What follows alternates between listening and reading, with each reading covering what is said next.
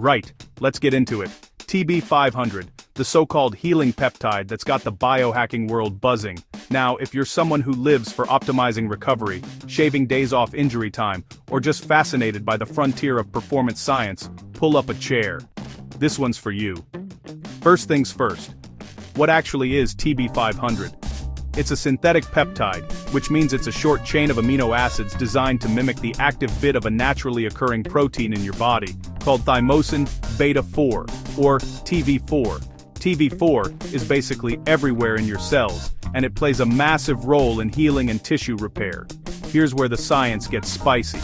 TB500 works by targeting a key protein called actin, which is like scaffolding for your cells, essential for structure and movement. By binding to actin, TB500 helps cells move and develop where they're needed most. So, imagine you've torn something, muscle, tendon, whatever. TV4 is naturally released to kickstart repair. TB500 supercharges that process, potentially speeding everything up.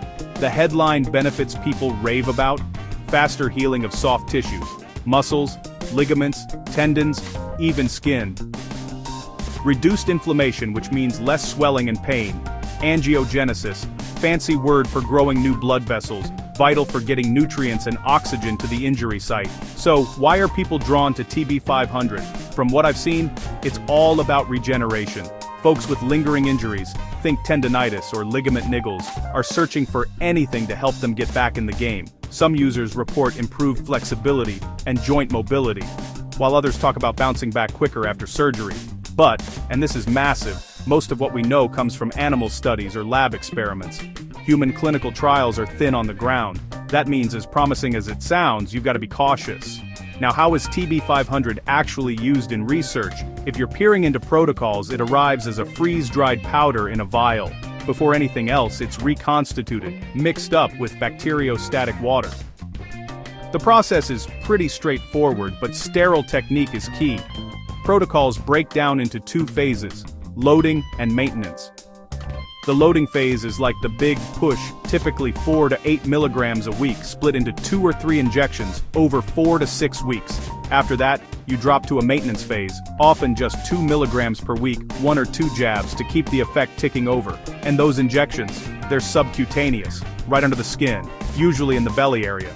Since TB500 works systemically, you don't need to inject near the injury itself. Look, TB500 could be a game changer for tissue repair, but here's the reality check. Long-term effects in humans are unknown, and the peptide market is the Wild West. Purity and quality can vary wildly. If you're even thinking about dabbling, talk to a medical expert who actually knows peptides. Never swap out proper medical advice for something you heard on YouTube, yeah? If this deep dive helped you out, give it a like and subscribe for more biohacker breakdowns. Got your own stories or questions about peptides? Drop them in the comments. I'd love to hear from you. Thanks for watching. Stay curious and look after your health.